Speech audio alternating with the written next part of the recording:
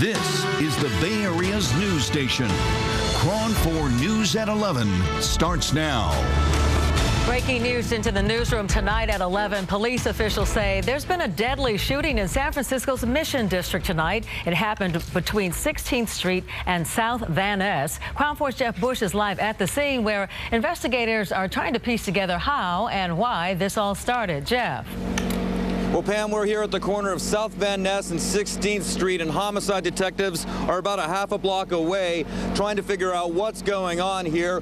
The call came out around 9:50 this evening. When paramedics arrived, they found a dead man on the ground over there about a half a block away. And let's take some video, and you can see that there was a heavy police response right now. The street is shut down. 16th Street is closed right now between Van Ness and Cap right now as detectives are trying to figure out exactly what happened. Now, police are not releasing much information, but what we do know is the victim is a black male, and he was found on the sidewalk here on this side of the street, and this is all we know right now. We're going to keep an eye on this situation and bring you more information as it becomes available. But for now, I'm Jeff Bush reporting live in San Francisco. KRON-4 News. The United States is sending about 275 military personnel to Iraq to support staffers at the U.S. Embassy in Baghdad. They are expected to help the State Department with any relocation efforts. The White House says even with the looming threat of an Islamic terrorist attack on the Iraqi capital, most embassy staffers will remain in place. Jim Sciutto has more on the violence spreading across sections of Iraq. These are the forces now ruling northern Iraq. ISIS militants taunting and humiliating captured Iraqi soldiers. These are Maliki's dogs, he said, and we are the soldiers of God. Moments later, one is executed on camera. Here, similar violence, but on an enormous scale. 1,700 soldiers, claims ISIS, captured, paraded, then shot in cold blood. A mass killing unseen in Iraq since the days of Saddam Hussein. CNN cannot independently confirm the authenticity of these images. Tonight, the president is convening his national security team to review options for a U.S. response. The USS Mesa Verde, with 550 Marines on board, arrived in the Persian Gulf to help with a possible evacuation of Americans, joining the carrier George H.W. Bush.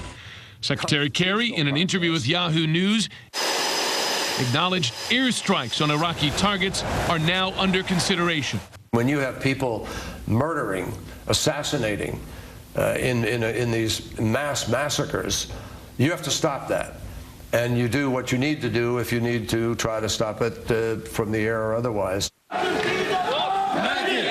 With or without military action, U.S. officials emphasize a political compromise bringing Iraqi Sunnis and Kurds into the Shiite-dominated government of Prime Minister Nouri al-Maliki must be a part of any response, and it must be immediate. If we engage in a military action without a political solution, we will be seen as backing Maliki in a Sunni-Shia civil war, and that is exactly the opposite of what we want to do. Earlier today, we spoke with a local Blue Star mom about the latest developments involving the United States in Iraq. I hear a lot of the family members, moms and dads and husbands and wives and family members saying that they cannot believe that there's actually thinking about sending more troops there, because of all of the things that we've been through already. My son served in Iraq 2 tours in 2004. He became a Marine in 2003. And it was like it was living a nightmare. Meanwhile, in Washington, the political effort already extends to neighboring Iran. U.S. officials acknowledging today that Washington is open to direct talks with Iran, with Iranian officials about Iraq. In Berkeley, a 7-year-old boy is badly injured after being run over by an SUV earlier today. It happened about 4 o'clock this afternoon at Bancroft Way and Acton Street. We learned that the driver did not see the child, who was riding his bicycle at the time. Witnesses say the boy was alone, and it appeared that he was not in the crosswalk when the accident happened. We spoke to one man who lives on the street who watched it as it happened. After the child came out in the street, because we was at a stoplight, we was at the stop sign. So after the child came out into the street, the car hit it.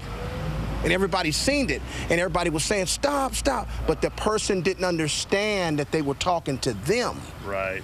You know, people don't realize, oh, they're talking to me, stop, stop. You know, they don't realize that. So she just kept on driving, and the back wheel went over, the front wheel went over the kid. Then the next thing, you know, the back wheel. We're looking right at him, nothing, you know, everybody stop.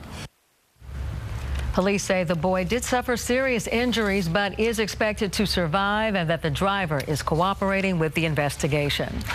In a follow-up to a story we broke last Friday, the dog walker cited on animal endangerment charges is again walking dogs. Witnesses and animal control tell us that Pamela Uberti left 8 dogs inside a van on Friday in the hot sun and went shopping at Stonestown Galleria. The windows were up and she was cited by authorities 8 times for inadequate ventilation. They say it was 92 degrees inside that van when officials opened the doors. The dogs are okay. Uberti would not talk with us about the incident today, but those with animal control say they plan to revoke Uberti's dog walking permit.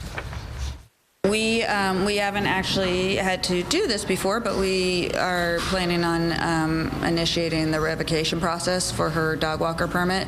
She has violated sections of our health code, which is grounds for revocation. Animal control officials tell us soon you will be able to go online to find out if a dog walker has a permit. Overnight in San Jose, firefighters will be keeping a close watch on the scene of a brush fire earlier today near Kelly Park.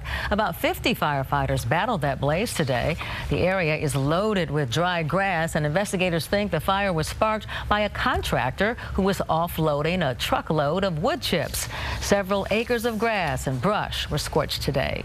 Crews did make some good progress today containing this wildfire. This is burning about 30 miles northeast of Bakersfield. Evacuation orders have been lifted for the area, but a lot of damage is already done. 3 homes were destroyed and another was damaged.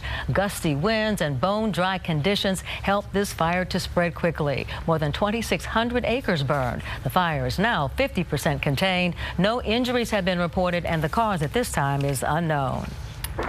Coming up tonight at 11, the valuable part that thieves are stealing off of parked cars and which vehicles are most at risk. We hear from the mother of sexual abuse victim Audrey Pott on the crucial vote tomorrow facing the bill created in her daughter's memory. New evidence in the case against Ryan Chamberlain, who's accused of possessing explosives. What else authorities say they found in his apartment.